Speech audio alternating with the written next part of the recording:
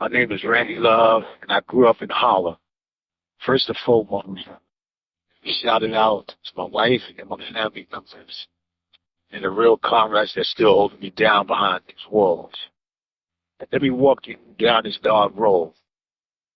As growing up, we have the strongest abilities of helping others get on their feet.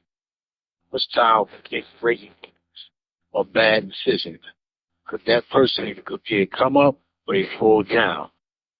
Today, I would like to speak about this young cat named Derek Colton, a.k.a. from the east side of 102nd Street. 1988, a robbery and murder took place in the lobby of the projects where I grew up in. And everybody and their mother thought I did that crime. But I still got arrested 5 days after the deed for that crime and convicted. And the reason I did get arrested and convicted is because a few years in my time, I got hold of these papers.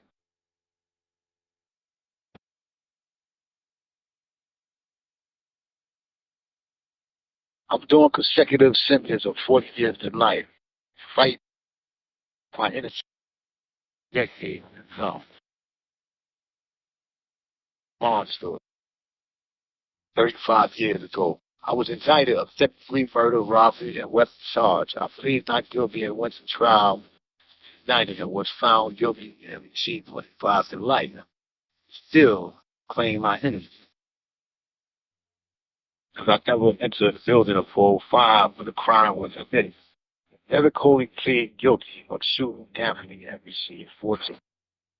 That's I was in trial for weapons and drugs. And on trial, people was fighting saying I murdered Reverend Jones with a 25 automatic pistol handgun.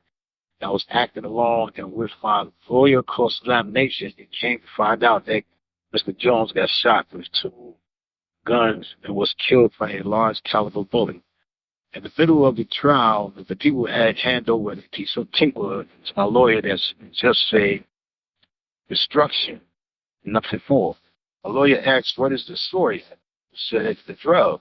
I was found guilty of third-degree possession of drugs and was arraigned and given sentence in September by a different judge." And that judge said out of her mouth, "Young man, I'm going to run this time concurrent with the time we already had."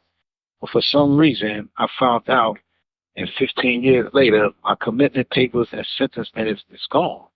So the people find us some kind of ways to get me down to court of the Rockefeller drug lord to take the light off my time.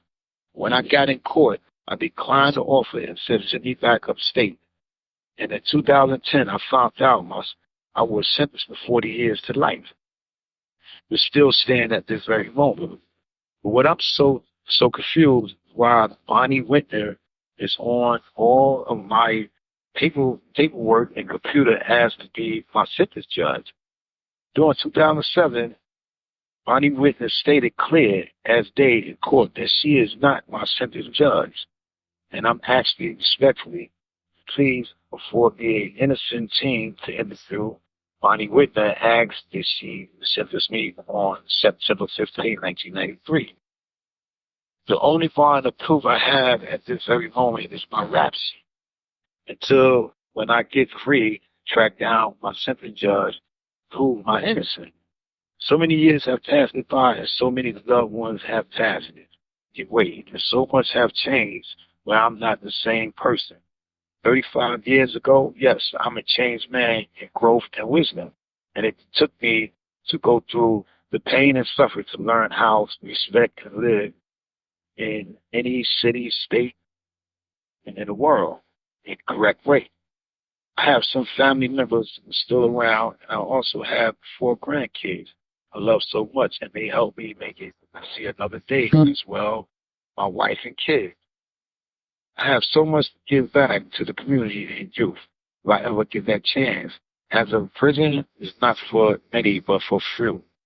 I cope. I cope with everyday pain behind these walls. Nothing is nice during time. But I know I could do what is right. Stay home with the loved ones I love so much. My life is almost at the end of time, and I'm asking, please give me a chance to prove I could be right, up and a right citizen, and, and live day by day. I also have so many I mean, friends and family members that have jobs waiting for me once I return back to society. I'm done with crime, and I see what life is worth, and that's to enjoy life with your loved ones. As being behind these walls, yes, it's a learning process, and it's not easy. I'm sorry for all the victims, and I give my blessings and remorse to all the victims. November 22nd, 2004. Well, in 1989, a arrest warrant was issued for Derek V. Coley, and he was subsequently arrested as a suspect for robbery and murder of Mr. Ortiz. Coley was charged with murder in the second degree and robbery in the first degree.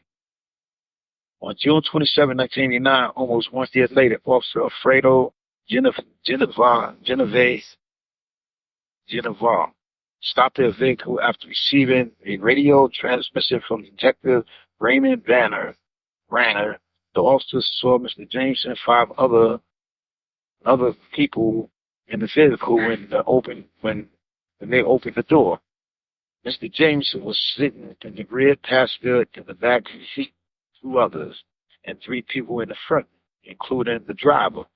The officer arrested everyone in the car at the scene. The plastic bag and gun was additionally recovered from the car and taken in inspected by the 28th precinct. At trial, Derek Coley admitted shooting Mr. Oppenheimer. Coley was given a deal of 4 to 8 years for his involvement in the robbery of Mr. Ortiz and the shooting of Mr. Oppenheimer. He signed a paper stating that Mr. Jennings was his accomplice. Mr. Aglicia also entered a cooperation agreement with the officer of the DA British. His original indictment of felony murder was reduced to robbery in the first degree. In exchange for his testimony at trial, at the time, Aglicia was sentenced as a youth offender and given probation by the DA. When being processed during the arrest and at the trial, Aglicia testified he was the lookout for the robber of Mr. Orchard.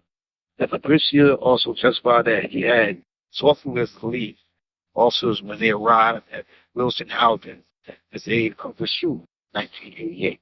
Aglicia testified at trial that while he was talking to a responding officer in front of the building where the shoot took place,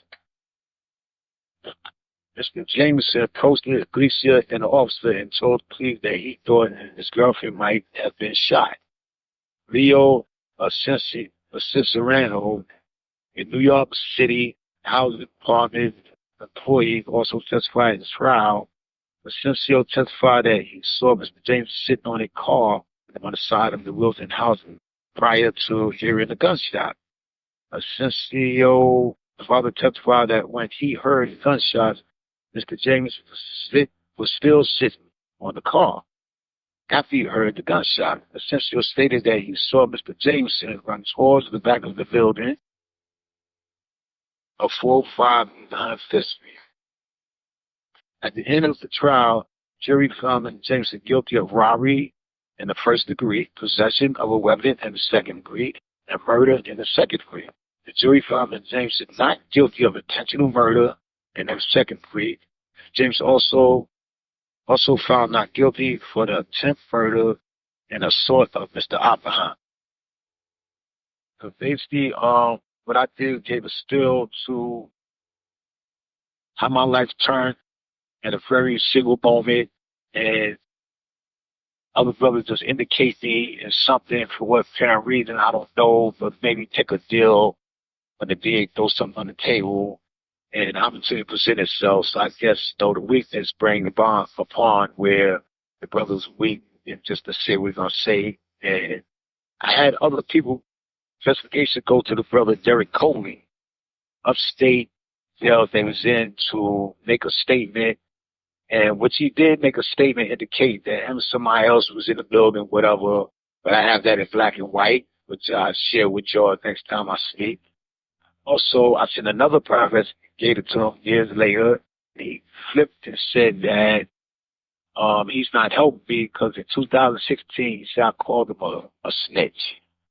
And I was like, wow, okay, if I called you a snitch in 2016, what happened with 89 all the way to 2016? So now he sent an investigator and told him, yo, I don't know why he's spending his money for investigators, and I wish him good luck. This is out of Derek Coley's mouth. And basically what I'm trying to say that prison ain't a place for nobody, man. Nobody don't want to sit in prison, man. And their family and loved ones pass away and die and everything, and you just continue to suffer. I want to suffer for the crime I committed, which I have suffered at times in and out of prison.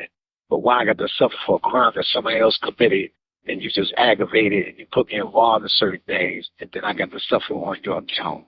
That's not a good look. I just want to share that with y'all fellas and everything, man. You know, and shout out to all the comrades and everybody else and the rest of my family, you know, with much love.